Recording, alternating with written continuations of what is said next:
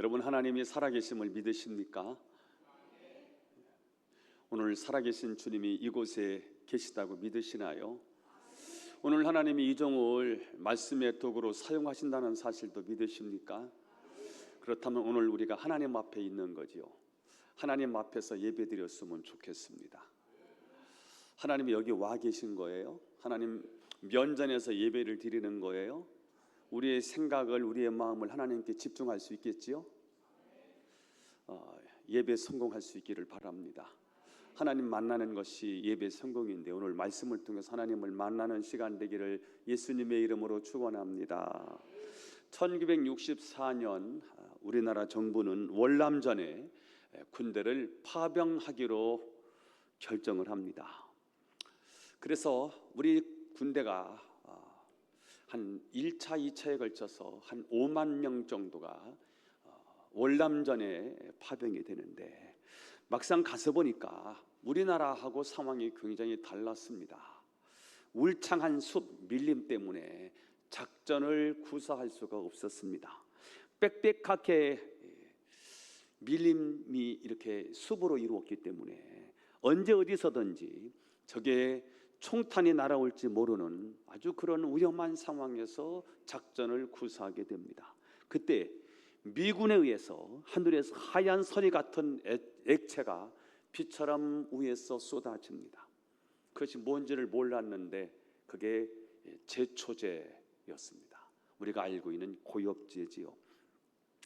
놀랍게도 그 제초제가 뿌려지자 울창했던 밀림이 순식간에 마법처럼 사라지면서 우리나라 군인들이 작전하기가 너무 수월해졌습니다. 자, 그런데 우리 장병들은 그 고엽제가 얼마나 무서운 독극물인 줄 모른 채 위통을 벗어 제키고 그 하늘에서 떨어지는 그 제초제를 다 몸으로 맞고요, 손으로 그 약을 만지고요, 그리고 이미 오염되어 있는 물을 벌컥벌컥 다 마시게 됐습니다. 자, 그리고 전쟁이 끝나고 고국으로 돌아온 그 병사들의 몸에 원인 모를 반점들이 돋고요, 살이 썩어 들어가기 시작합니다. 더구나 그것이 유전이 되어서 자녀들에게까지 신경계에 마비가 오고 아이를 낳았는데 기형아를 낳게 되는 그런 끔찍한 고통이 이어지게 됐습니다. 밀림을 지워버린 그 편리함이 결국은 자신의 몸과 자녀들의 생명까지 파괴하는 치명적인 독종으로 돌아오게 됐습니다. 오늘 본문은 하나님께서 회개하지 않는 바로를 향하여 내리시는 6번째 독종의 이야기입니다. 하나님은 바로에게 5번의 기회를 주셨습니다. 첫 번째 재앙, 피재앙, 개구리 재앙, 이재앙, 파리 재앙, 그리고 전염병 재앙. 각 재앙이 내릴 때마다 이것은 바로를 향한 하나님의 회개의 기회를 주신 5번의 기회라고 할 수 있습니다. 하지만 바로가 계속해서 완강하게 버티고 고집을 부리면서 회개하지 않자 오늘 드디어 6번째 재앙이 내려지게 됩니다. 8절 9절 말씀을 읽어보겠습니다. 시작. 여호와께서 모세와 아론에게 이르시되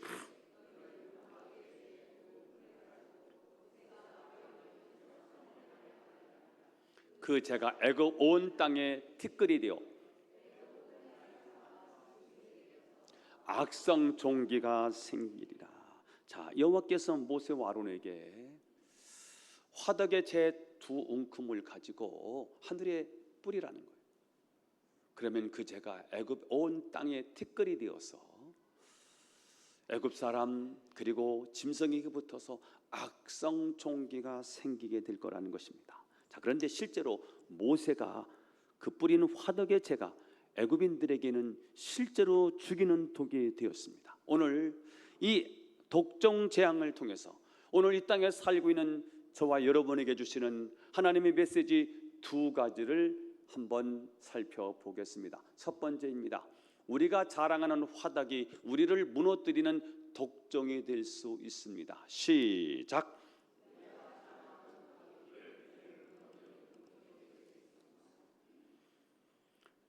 10절 말씀을 읽어 보겠습니다. 시작.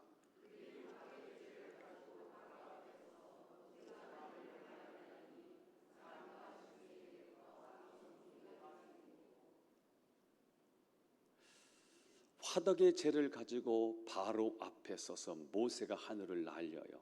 그랬더니 사람들 그리고 짐승들에게 달라붙어서 악성 종기를 일으킵니다. 자, 문제는 여기 화덕, 이 화덕이 도대체 어떤 것을 말하는 것일까? 학자들은 이 화덕이 단순히 빵을 굽는 집안의 작은 화덕이 아니라 이스라엘 백성들을 채찍질하고 벽돌을 구워내던 그 악명 높은 대형 용광로였다라고 말합니다. 자, 그러니까 이 화덕은 애굽의 부의 상징이고요, 번영의 기반이었던 겁니다. 물론 이스라엘 백성들에게는 피눈물 나고 고통스러운 그런 장소였지만 애굽인들에게는 자신이 이룬 그 거대한 경제력과 기술력을 자랑하면서 신은 없다, 하나님은 없다, 우리의 힘이 곧 신이다 라면서 교만을 떨었던 그 현장이 바로 이 화덕 용광로였습니다. 자, 그런데 하나님은 바로 그들이 자랑했던 풍요의 화덕에서 나온 제 두 웅큼을 가지고 애굽 사람들과 짐승들을 악성 종기로 심판하는 도구로 사용하셨다는 것이요. 작가들은 이 악성 종기는 도대체 뭐냐 그랬더니 단순히 가려움증을 일으키는 피부병이 아니라 온몸에 피고름이 터지는 심각한 피부 질환으로 극심한 고통과 고열에 시달리는 병이었을 것이다 라고 말하고 있습니다. 마치 고엽제를 맞은 거예요.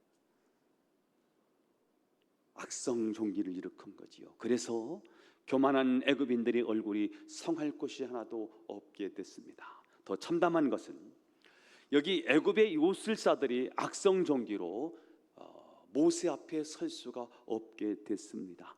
11절 말씀을 읽어보겠어요. 시작.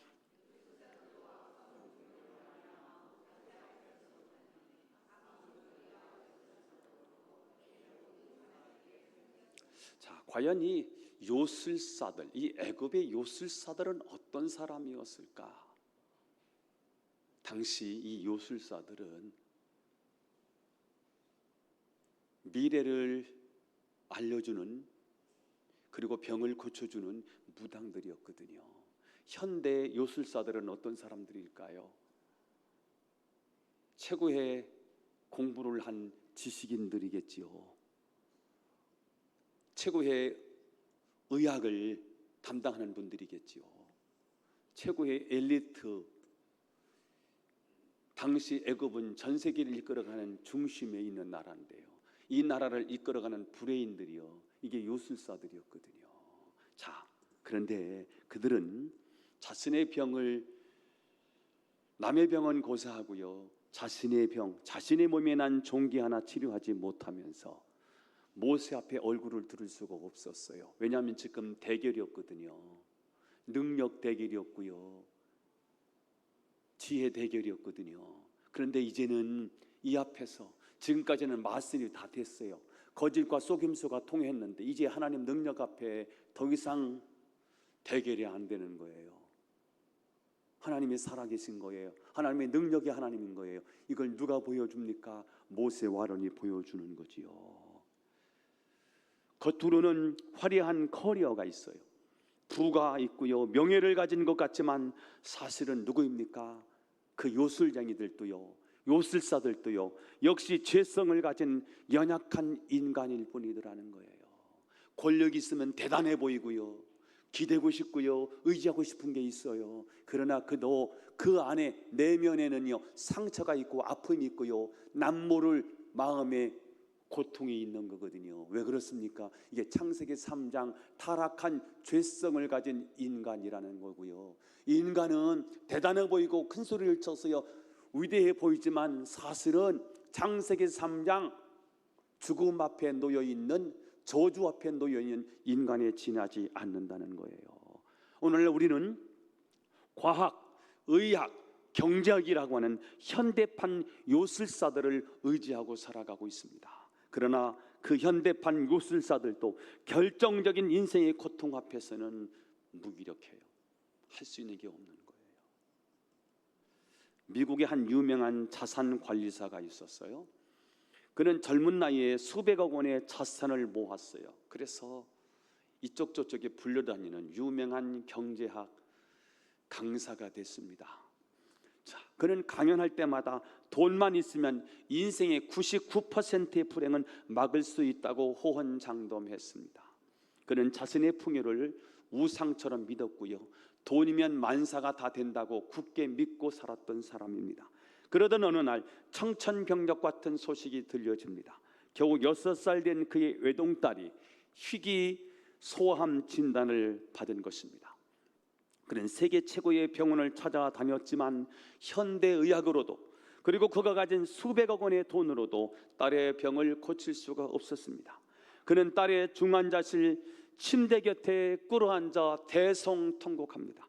그는 자신의 평생 번 돈과 자신이 가진 그 지위로도 딸의 목숨을 살릴 수 없다는 사실을 절감하자 하나님 앞에 이렇게 무릎을 꿇고 통곡하면서 기도합니다. 하나님, 저의 교만을 용서하여 주옵소서. 하나님, 제발 제 딸을 살려 주옵소서. 제가 제주에서 목회할 때 저희 아버지가 아마 제 또래 되었을 것 같아요. 암 진단을 받고 그 당시에 암 한 3기 정도라고 해서 수술하면 된다고 생각했고요. 그래서 우암 3기구나라고 알고 이제 병원에 가서 인천 길병원에서 수술을 한 거예요. 밖에서 저는 굉장히 초조했습니다.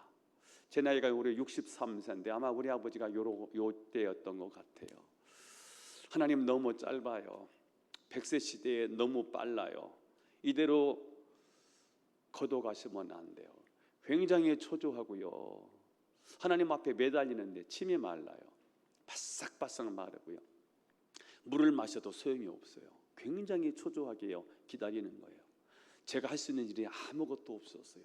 할 수 있는 게 뭐예요? 하나님, 제발요, 살려주세요. 너무 빨라요. 한 번도 꽃을 확 피고 열매를 따보지도 못했잖아요. 하나님, 아들 떼에서 뭔가 좀 열매가 맺히는 것을 좀 보셔야 되지 않을까요? 너무 일러요. 제가 밖에서요 그렇게 기도를 했어요. 그리고는 의사가 수술 하다가 의사가 만나재요. 수술 집도하던 의사가 뭔가를 가지고 왔는데 가져온 게 뭐냐면 저희 아버지 우위를 100% 절개를 해가지고 하셨어요. 보니까 손바닥만한 거더라고요. 이게 늘어나서 이렇게 커지는 거였더라고요. 근데 보니까 다 뗄 수밖에 없었어요. 왜냐하면 내시경으로는 안에는 봤는데 밖을 못 본 거예요. 밖에서 시작해서 밖을 다 파먹어서 하나도 쓸 수가 없어서 100% 제거하고요. 이제 이 소장과 식도로 그냥 연결할 거예요. 그렇게 아세요? 이야, 저도 정말 청천벽력이었죠. 그리고는 밖에 나가서 또다시 하나님 앞에 매달리는 거예요. 아마 가족들이 이런 일을 당하면 아마 가족 중에 누군가가 이렇게 한번 큰 병을 앞에 놓고 수술을 하게 되면 아마 다 이런 마음일 거예요. 제발요, 제발. 할 수 있는 게 아무것도 없어요. 그저 하나님의 긍휼을 기다리는 거예요. 하나님이 자비를 기다리는 거지요. 근데 그렇게 수술하고 임파선 전이가 왔다고 해서요, 저희 아버지가 항암 치료 7번을 받으시는데 3번째는 거의 돌아가실 줄 알았어요. 못 하시겠다고요. 너무 힘들어서. 그런데 저희 아버지가 7번째 항암 치료를 맞으시고 저희 아버지가 이제 90이 넘으셨잖아요. 30년을 더 사신 거죠. 그때 저는 그 생각을 해봐요. 이야, 사람이 할 수 있는 게 아무것도 없구나. 하나님 은혜를 주셔서 살려주셨잖아요. 우리 아버지라고 아멘 하는 거지 당신 아버지만 아멘 할 거 아니야. 자, 우리 아버지를 살려주셨어요. 아멘 소리가 작아. 여러분, 우리가 하나님보다 더 의지하고 있는 현대판 요술사들이 있다면 뭐가 있을까요? 최첨단 의학이요? 경제학이요? 지식이요? 기술이요? 그러나 이런 것들은 결정적인 순간에 결코 우리를 지켜주지 못하더라고요. 여러분, 우리는 코로나 팬데믹을 한번 경험해 보지 않았습니까? 그때 우리가 무엇을 할 수 있었습니까? 마스크 쓰고 사는 것 말고는 우리가 할 수 있는 일이 아무것도 없었어요. 그 대단하게 보였던 현대 의료 시스템이 한순간에 무용지물이 되더라고요. 내가 그렇게 믿었던 화덕이 우리를 무너뜨리는 독종이 될 수 있다는 사실을 항상 기억하셔야 합니다. 여러분, 지금 내 삶에 찾아온 뜻하지 않는 실패나 질병이나 고난이 있습니까? 그것은 나를 망하게 하려고 하는, 나를 부끄럽게 하려고 하는 것이 아니라 오히려 그것으로 내 힘으로는 살 수 없다, 너는 하나님께로 돌아와야 된다라고 부르시는 하나님의 간절한 애절한 손짓이고 사인이라는 사실을 믿기를 축복합니다. 그때 우리는 세상의 화려한 화덕을 내려놓고요, 영혼의 치료자이신 예수님께로 나오셔야 되는 거예요. 나를 풍요롭게 할 것 같았던 그 화덕의 이 재가요, 애굽 전체를 독종으로 만들어 버려요. 엄청난 바이러스를 만들어서요, 사람이 들어가고 짐승에 들어가니까 사람이 할 수 있는 게 아무것도 없는 거예요. 여러분, 은혜 안에 들어오셔야 돼요. 말씀 안에 들어오셔야 합니다. 은혜의 싸개로, 생명의 싸개 안으로 들어오셔야 합니다. 그래야 그분이 여러분의 삶을 지켜주실 거예요. 은혜 안에 들어오면 세상에 줄 수 없는 참된 평안과 행복을 얻게 될 것입니다. 나의 안에 거하라, 나는 내 하나님이니 모든 환난 가운데 너를 지키는 자라. 놀라지 말라, 내 손 잡아주리라. 여러분의 손을 잡아주시는 분이 저와 여러분의 주님이신 줄로 믿습니다. 두 번째 메시지입니다. 우리 그리스도인들에게 있어서 가장 무서운 독종은 고난이나 질병이 아니라 완악함입니다. 다시 한번, 우리 그리스도인들에게 가장 무서운 독종은 고난이나 질병이 아니라 뭐다? 완악함입니다. 여러분, 죄에 대한 무감각, 말씀에 대한 이 영적인 무감각, 이게 최고의 사실은 뭐라는 거예요? 독종이라는 거예요. 12절 말씀을 읽어보겠습니다. 12절 시작.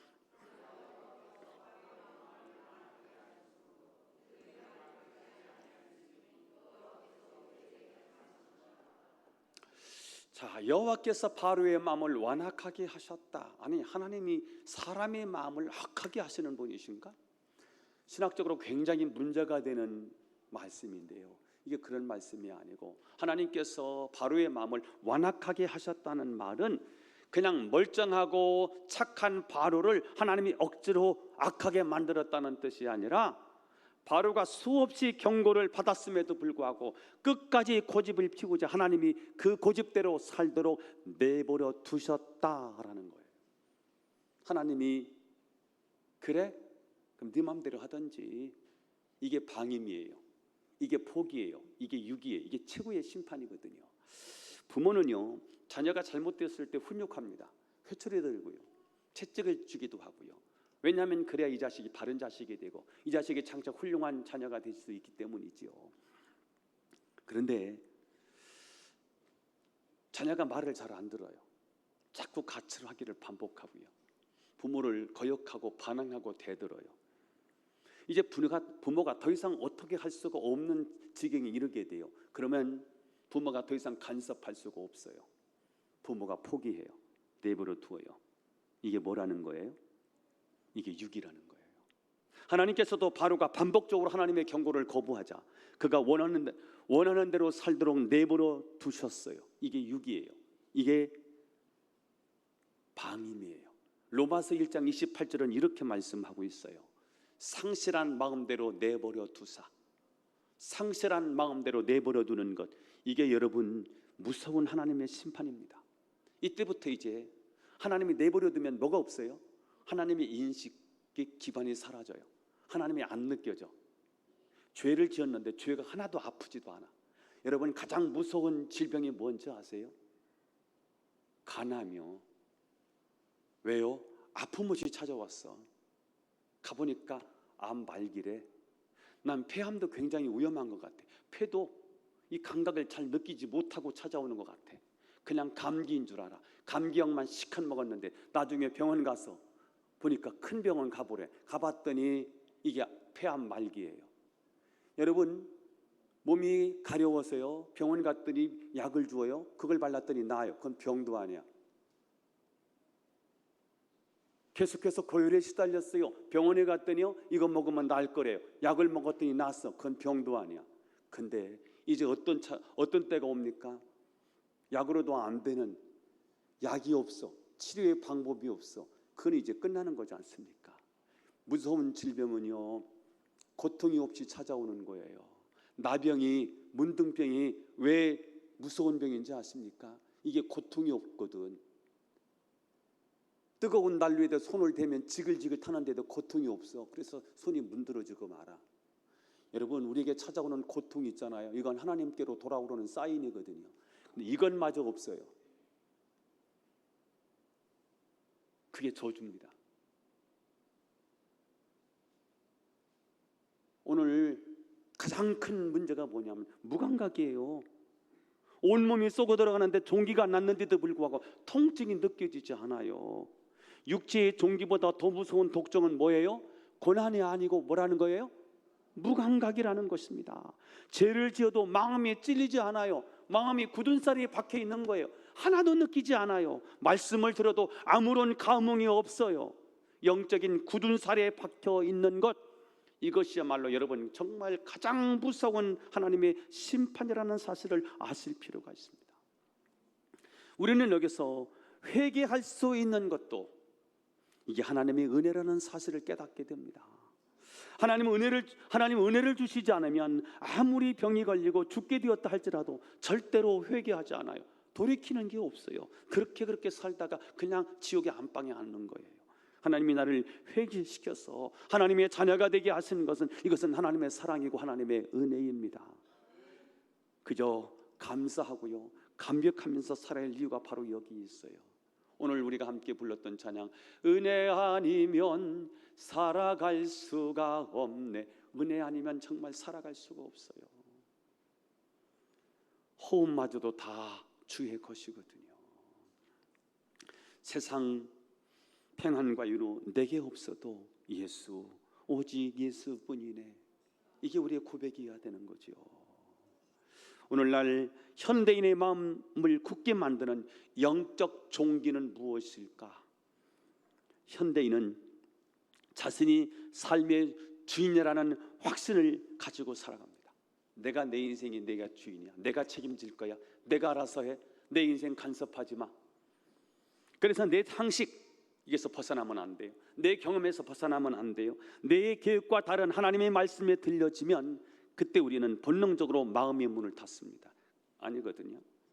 그거 아니거든요. 이것이 바로 현대판 완악함인 것입니다. 바로는 수많은 재앙을 겪으면서도 굴복하지 않습니다. 첫 번째 재앙이 있을 때 손들었거든요. 그때 돌이킬 줄 알았어요. 그런데 또 상황이 또 모면이 되면, 회복이 되면 다시 원래 자리로 돌아가는 거예요. 우리는 고난을 겪으면서도 근본적인 회개 없이 상황만 모면하려는 태도를 보일 때가 많아요. 두 번째, 세 번째, 네 번째, 다섯 번째 재앙이 계속되는데도 불구하고요, 이 고집을 꺾을 수가 없네요. 징계 속에서도 깨닫지 못하는 무감각이 바로 우리를 파멸로 이끄는 가장 무서운 영적인 종기라는 사실을 아실 필요가 있습니다.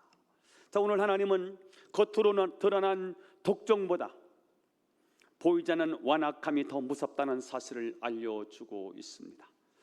겉으로 드러난 육체의 아픔보다 보이지 않는 우리의 마음의 병이 더 무섭다라는 사실을 오늘 성경은 우리에게 알려주고 있습니다. 여러분의 마음은 어떻습니까? 혹시 말씀을 들어도 아무런 감흥이 없습니까? 죄를 지어도 찔림이 없는 영적인 굳은 쌀이 혹시 박혀있는 것은 아닙니까? 거짓말하면 얼굴이 빨개져야 정상인데 하도 거짓말하다 보면요, 뻔뻔스럽게 거짓말을 해야 돼요. 누군가가 어려움을 당하면 그 어려움이 측은지심이 있었는데 이제는 외면하기를 반복하다 보니까 하나도 양심에 걸림이 없어요. 무뎌진 거지요.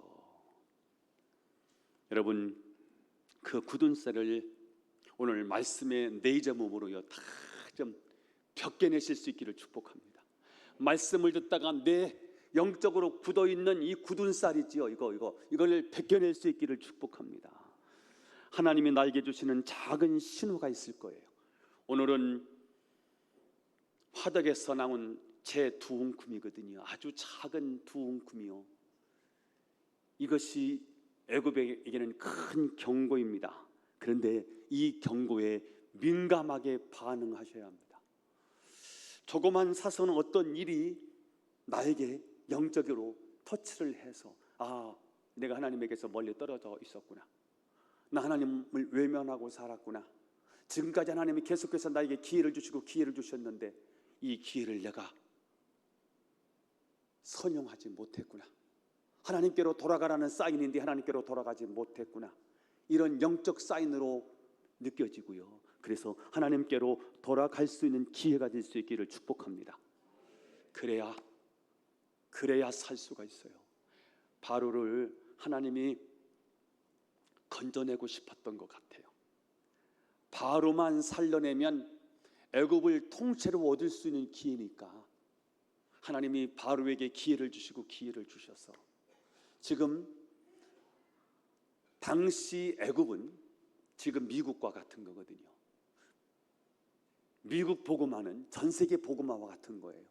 로마 복음화는 전 세계 복음화하는 거 똑같은 거예요. 애굽을 복음화하는 일은 전 세계를 복음화하는 것과 똑같은 거예요. 그래서 하나님은 바로를 회개시키고 싶어서 여러 번의 기회를 주신 것 같아요. 단 한 번에 끝장낼 수도 있지 않습니까? 그런데 하나님이 여러 번의 기회를 주시면서 회개할 기회를 주시는 거예요. 돌아올 기회를 주시는 거지요. 그때 하나님의 그 사인에 민감하게 반응해서 말씀에 순종하면 살아요. 저 여러분들 똑같아요. 오늘 교회 문을 나서는 순간 여러분의 삶의 방식이 좀 바뀌어졌으면 좋겠어요. 아멘. 오늘 숙제를 내드리려고 해요. 일주일 동안 한번 살아서 돌아오고 세 가지 루틴을 한번 소개하면서 어렵게 하면 숙제를 못할 것 같아서 한번 하루에 한 번씩 한번 해보는 건데요. 첫 번째, 혹시 누군가를 미워하는 마음이 있다면 오늘 그 사람을 위해서 딱 2분도 아니고 1분만 한번 기도해보기. 아멘 하는 거 봐라. 자, 누군가 미움의 감정이 있는 사람이 있을 거예요. 이게 내 신앙의 걸림이 돼. 용서하고 살아야 영적 진도를 나갈 수 있어. 그런데 여기서 스텝이 멈춰. 그런 마음이 있다면 그 사람 때문에 내 승진이 누락이 됐어. 그 인간만 없었으면 내가 승진할 수 있었을 텐데 마음에 품고 있어. 근데 자꾸 그게 생각나서 영적으로 진도가 안 나가죠. 요거 하나 좀 벗어내는 작업을 하는데 하루에 한번 1분 동안만 한번 기도하기 할 수 있겠지요? 네, 두 번째 숙제예요. 지금 중독의 시대에 살고 있는 것 같아요. 어떤 분은 술에 중독돼 있고요. 어떤 사람은 말에 중독돼 있고요. 어떤 사람은 취미에 중독돼 있고요. 거기서 허우적거려. 그래서 요즘을 보니까 뭐에 중독이 되어 있느냐면 많은 분들이 스마트폰에 중독돼 있더라고요. 그래서 스마트폰에 중독된 것처럼 절대 절제되지 않는 습관이 있다면 기기를 끄고 성경 읽기를 실천해 보는 겁니다. 성경 읽기가 좀 어려우면 잠언 읽으면 돼. 시편 읽으면 쉬워요. 전도서도 굉장히 쉬워져요. 요 성경을 좀 한 장이라도 읽어보는 거예요. 자꾸 중독에 빠지는 것 같아. 특히 제가 해보니까요, 이거 숏죠? 스마트폰 그 유튜브에 요게 이제 쇼트에 다들 그렇더라고요. 저도 보니까 야 이거 계속 돌리면서 이게 빠지더라고요. 공감하시는 분들이 좀 있으실 거요. 홍광표 목사만 죄인 만들지 말고 같이 죄 집시다. 예, 요거더라고요. 그러다 보니 여기에 묶여서요 내 시간 관리가 흐트러지더라고요. 자, 그렇게 느껴지거든. 딱 놓고 성경 잠언서 1장 한번 읽기. 이거 한번 할 수 있겠죠? 아니 느껴질 때 한번 해보자고. 세 번째, 매일 밤 다 잘 거 아닙니까? 그죠? 자는데 오늘 내 마음에 하나님의 음성을 거부한 부분이 있나 한번 물어보기. 오늘 하나님의 음성을 내가 거부한 게 뭐가 있을까 한번 내 스스로 물어보는 거예요. 그걸 뭐라고 말하죠? 성찰이라고 말해. 그러면서 주님 저희 바위 같은 완악함을 녹여주십시오라고 기도하고 잠드는 거룩한 습관을 한번 만들어 보기. 이것도 한번 하실 수 있겠지요. 잠은 다 자지요? 잠 안 자는 사람 없지요? 잠잘 때 한 10초도 좋아요. 눈 감고 소리 안 질러도 괜찮아요. 이것이 여러분의 무감각을 깨우는 장치가 되어서 여러분의 영혼을 살리고 여러분의 가정을 살리고 교회 공동체를 살리는 작은 시작점이 될 수 있기를 예수님의 이름으로 축원합니다. 찬양사역자들 나오셔서 찬양하시겠습니다. 자, 오늘 세 가지 숙제를 내드렸습니다. 한번 꼭 한번 실천해 보셨으면 좋겠어요. 미움의 대상을 기도로 바꿔보는 거예요. 우리가 중독돼 있는 그것을 한번 끊기 위해서 성경 한 장을 한번 읽어보는 거예요. 세 번째, 내가 마음속에 하나님의 사인을 무시하고 지내는 거 혹시 없나 한번 성찰해 보는 거예요. 하나님이 무뎌진 이 마음을 하나님 녹여주옵소서라고 기도하며 자기. 자, 찬양 부르겠습니다.